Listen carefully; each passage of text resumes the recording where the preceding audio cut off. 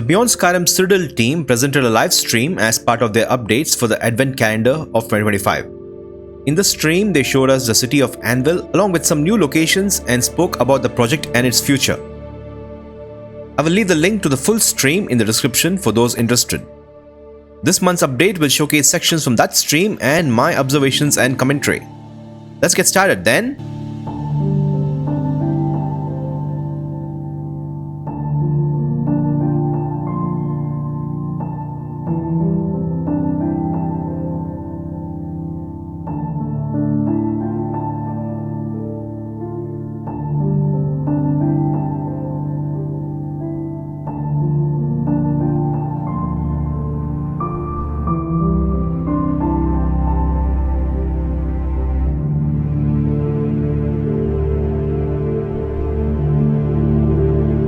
The developers are in the Gold Coast area of Cyrodiil and start walking towards Anvil City. We get a stunning view of the city in the 4th era. The city's imposing walls and towers are viewable from a distance. I initially thought the Beyond Skyrim Cyrodiil team had taken a leaf from Project Tamriel's Anvil by painting all the walls and buildings white. But that is not the case. They used a light grey shade which looks cool.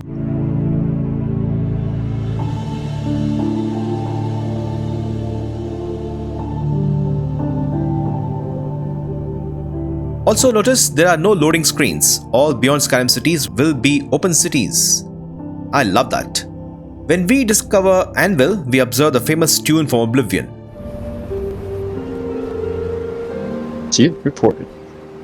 And there we are in Anvil. I assume this will be used when the player discovers cities and towns. As we enter the city, we observe some scenes with residents amusing themselves in the pond with the mermaid statue within the city.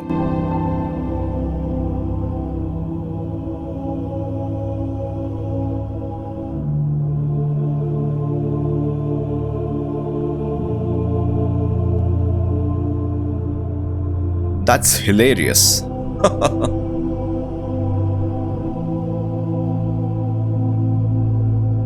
We walk around the city of Anvil and get to enjoy the spotless streets. Everything is neat and there is order everywhere. Well, except that levitating NPC.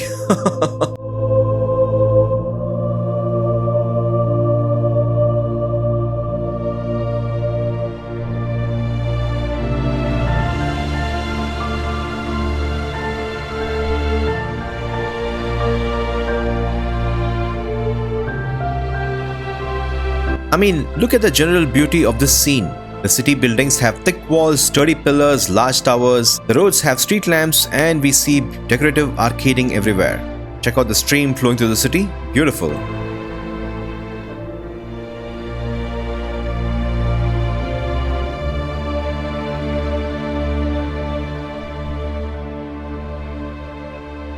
The docks area is super busy with lots of NPCs going about their business and bards playing their lutes. We also see a huge ship docked here. Anvil has a ship to travel to all parts of Tamriel. You can travel to other Beyond Skyrim provinces and even Skyrim. The Beyond Skyrim projects consistently impress me with their dedicated focus on writing. The Cyrodiil team, for instance, has ensured that every NPC is named and possesses a unique personality. Drawing a contrast with Oblivion, where memorable characters often relied on caricature, like the funny twins at the inn for example, the writers here carefully avoid this approach. Instead, they focused on subtleties, considering how an Anvilian speaks and embodying this authenticity in the characters' personalities.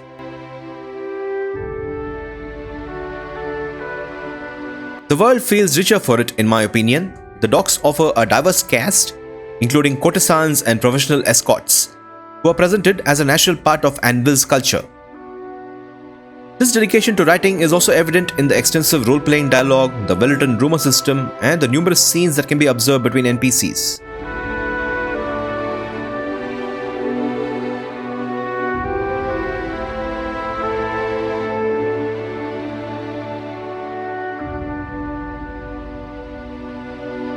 We enter an indoor market called the Anvil Bazaar. This is the commercial hub where traders from all over Tamriel sell their wares.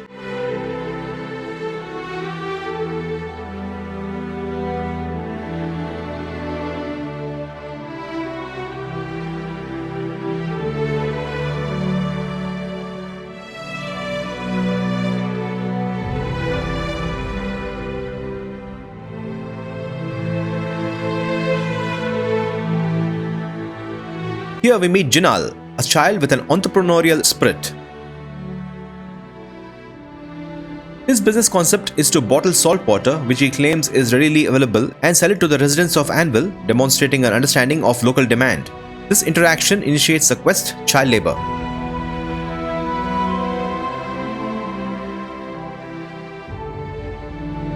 You then form a team of kids to start this business of packaging and selling bottled water. The developer said this is more of an introductory quest to the city of Anvil. You go around the city meeting other kids, business owners, and get to know the people of Anvil. This quest will show you how kids can be smart and creative and not dumbasses like how they are portrayed in Skyrim.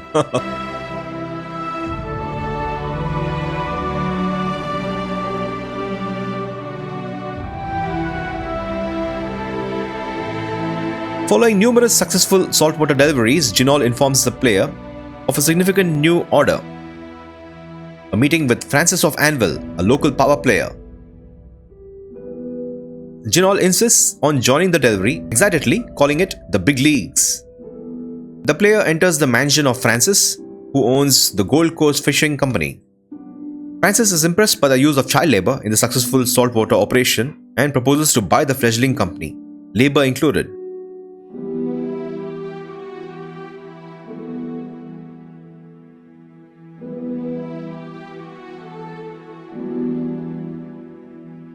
Jinal then turns to the player character for advice. Should they sell the company to Francis or keep it? The developers decide the outcome. Jinal rejects the buyout with a savvy counter-proposal to establish a distribution network in Hammerfell, which Francis accepts, praising Jinal's business acumen.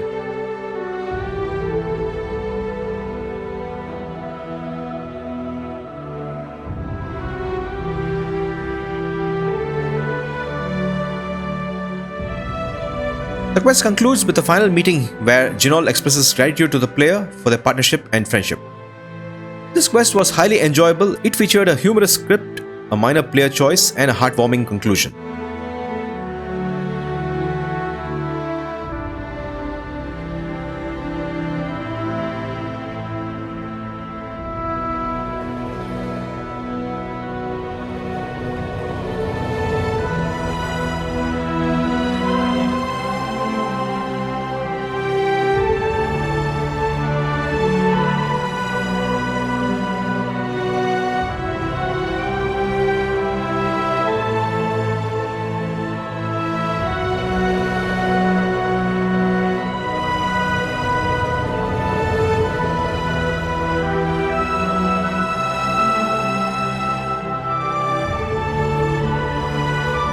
The Chapel of Dibella is a notable location in the city, viewed by some as both a sanctuary of love and a place of debauchery.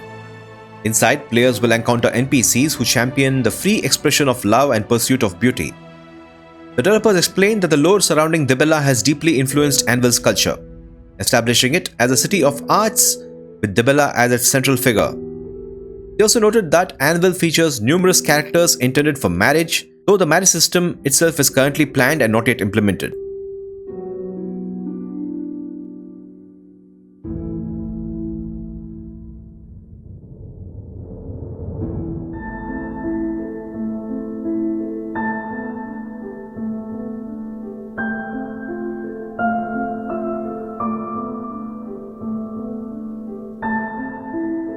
The inclusion of Melon, an NPC familiar from Oblivion, is a great touch. It's fascinating to see that he's still around in the 4th era. His extensive dialogue is a highlight, allowing players to discuss the past with someone who actually lived through it. Learning about the Oblivion Crisis, the fall of the Septim Dynasty, and the hero of Quatch from his perspective is incredibly interesting. More Oblivion character inclusions like this, please.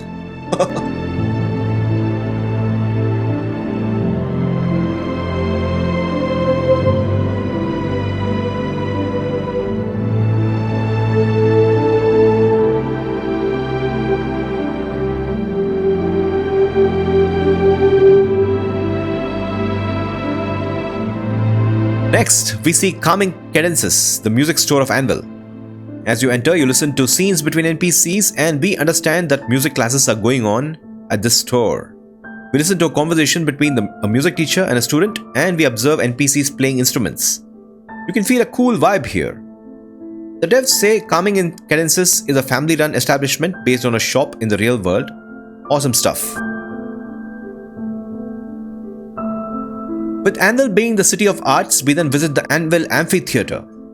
Here your character can sit with the people of Anvil and listen to live music, live poetry readings, book readings and more. It all ties into the Dibellan idea of self-expression. And the amphitheatre is located opposite the Church of Self-Expression, the Chapel of Dibella.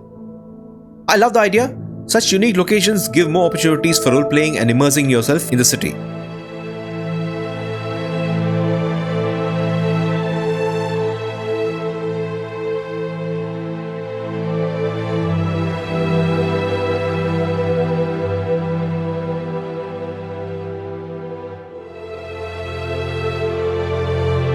Chipla Placidia, a well-travelled surveyor and geologist for the East Empire Company, offers dialogue on various regions of Tamriel, including Roscria, Atmora, and Argonia. This information was developed through a collaboration between the Cyrodiil developers and writers from the other Beyond Skyrim projects. Essentially, Chipla serves as a source for players to learn about happenings across Tamriel. Having such an NPC is a great idea, especially in coastal cities. You meet them and feel connected. I hope all Beyond Skyrim projects have NPCs like this.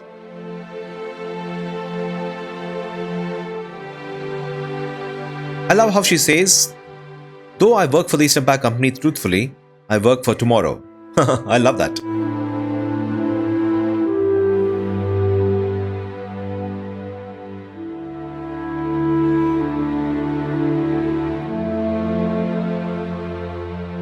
The developers then go on a walk on the sandy beaches of the Abyssian Sea.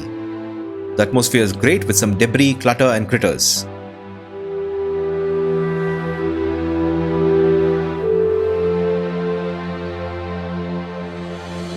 We also find a group of beachgoers here chilling in this serene area.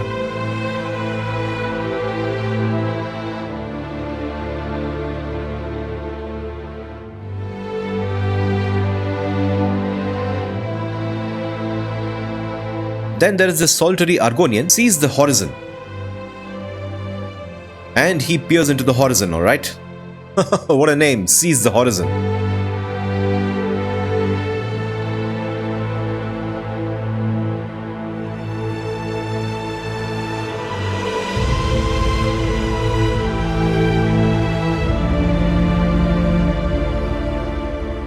From the coastline, you see the island of Sturk. The island of Sturk is work in progress at the moment. They switch to clear weather and the sand and the blue water looks incredible.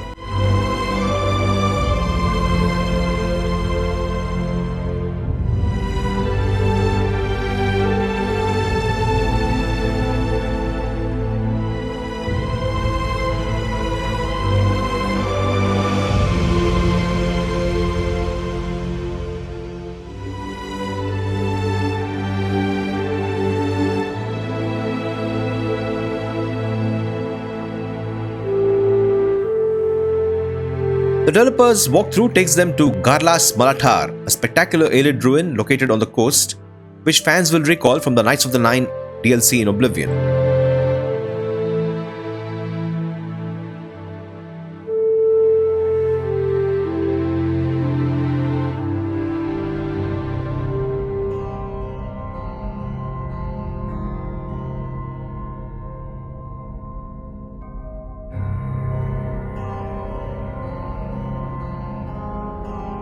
Upon entering, they encounter peaceful NPCs engaged in conversation.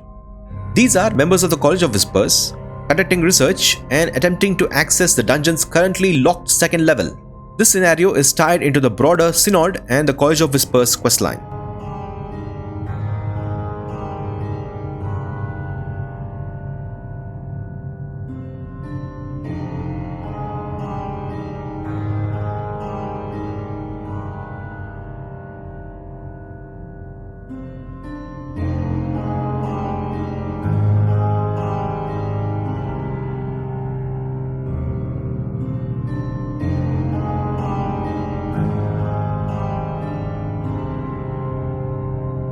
Inside, they also meet Ankotar, an Altmer wizard familiar to the players of Oblivion. We meet him when visiting the town of Allswell. Here, he offers insights into the old Mages Guild, his current research, and historical context. Players can also get his perspective on the Synod and the College of Whispers. For those unfamiliar, the Synod and College of Whispers are rival organizations that formed after the dissolution of the Mages Guild at the start of the 4th era, and they are both constantly competing for the Elder Council's favor.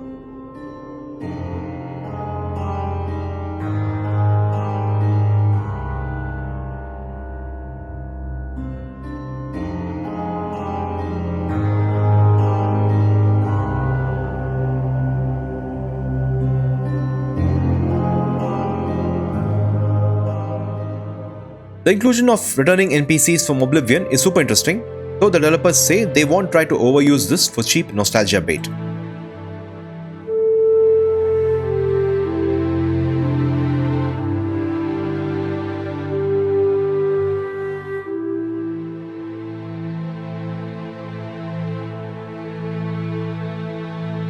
In Oblivion, we visit this dungeon to recover a stolen Elder Scrolls for the Order of the Hour, and we get to see it now in the 4th era.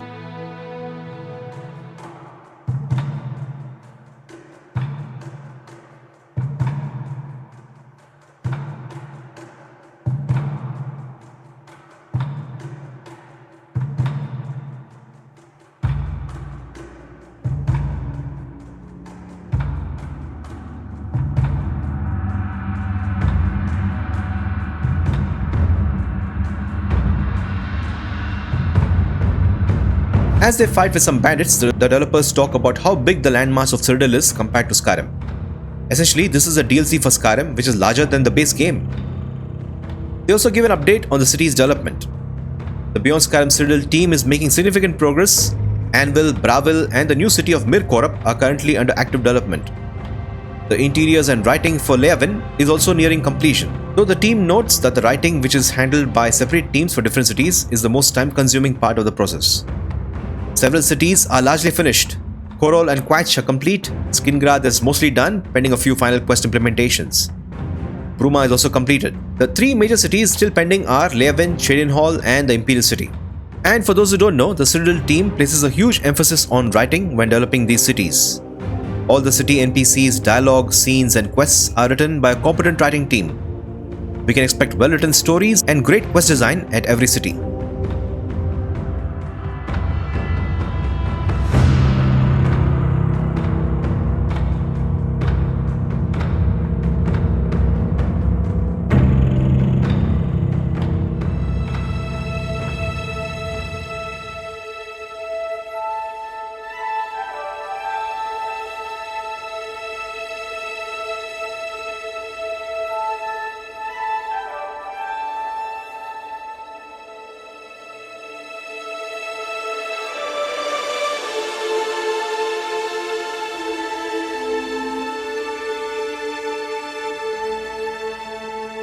The developers walk along the shoreline and visit Duskwatch, the small fishing village close to Hammerfell in County Anvil. This town is new and was not part of Oblivion.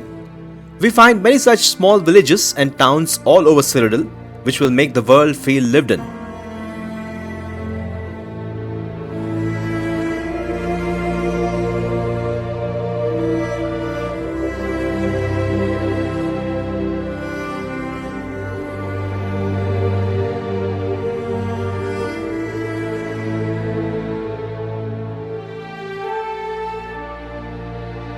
They talk about the cultural aspects of Cyrodiil, for example, how the Colovian tanware is different compared to the tanware from Nibene.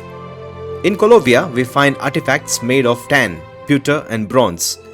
And in the Nibene, we can expect to see items made of wood, clay and silver. In the Imperial Isles, there's a big blend of both the cultures. I love the feel of Duskwatch. It will be a great place to start your Cyrodiil adventure. Start here at level 1, help the nice people, spend a week chilling and then move on. Wow, I'm getting excited just thinking about this. What a beautiful coastal town.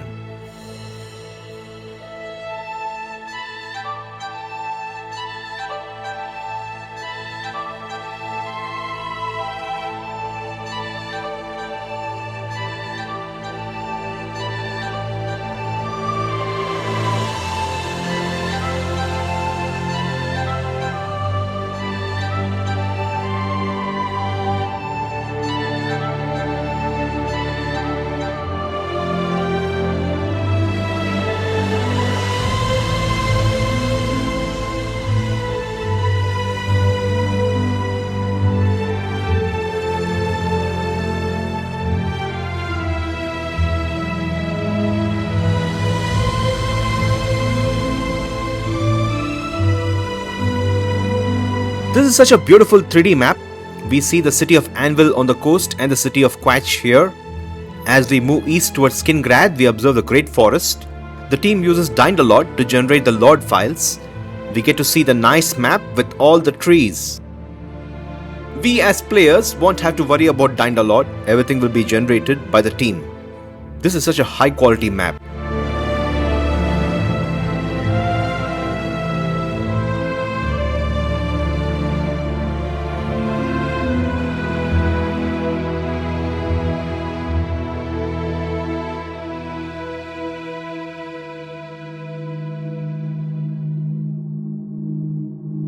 Aquilarios' family tomb is a new location not found in Oblivion.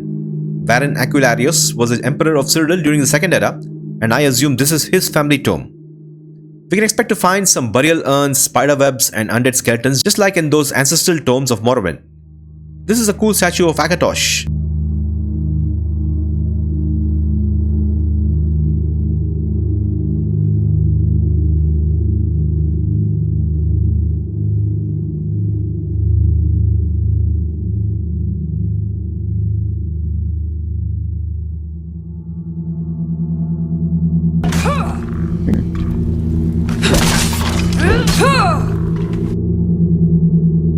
We get to see Beyond Skyrim Cyrodiil's Wraith design. It looks great and has a purple colored outline.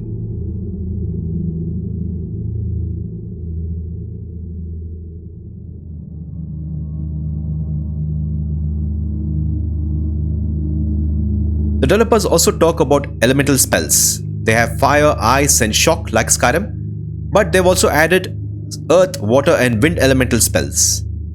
Check out the Colovian artwork of the urns and jugs. They look so classical. The developers also said there are a couple of armor sets that have the variants of Colovian and Ebony's designs.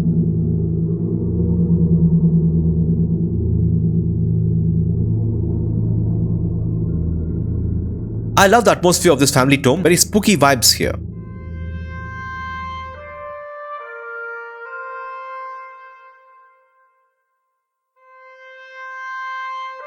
The developers then visit the Gottshaw Inn west of Quatch. In Oblivion, this was just a single building inn. But here we find a vineyard and we get to harvest some grapes. Lovely.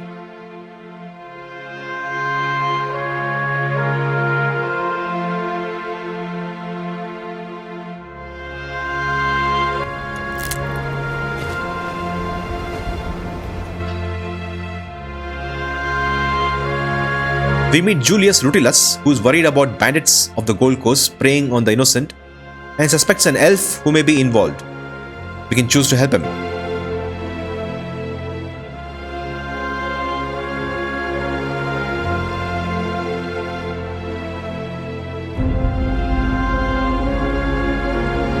The Gold Coast is just a beautiful part of Cyrodiil, but dangers are always around. We find two NPCs fighting a mountain lion and a rabbit.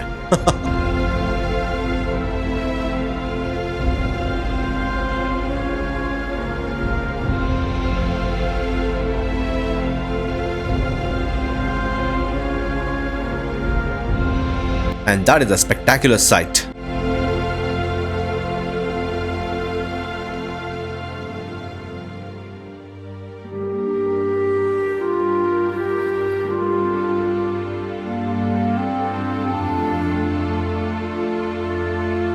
At Anvil Harbour, we take a boat ride to Leyawiin.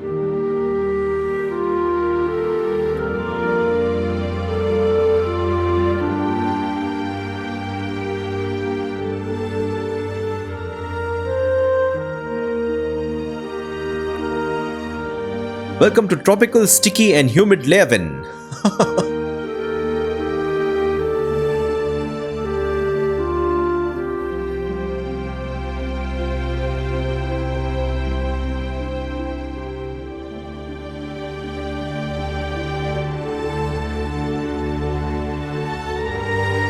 We see the map and there are three districts. As you can see here, the center island is connected by a bridge.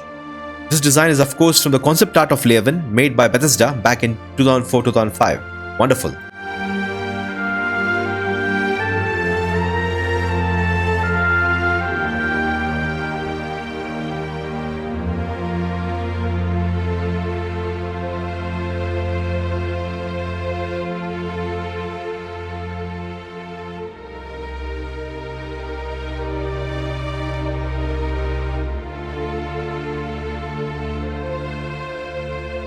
The developers end the stream here as we walk around Leyawiin.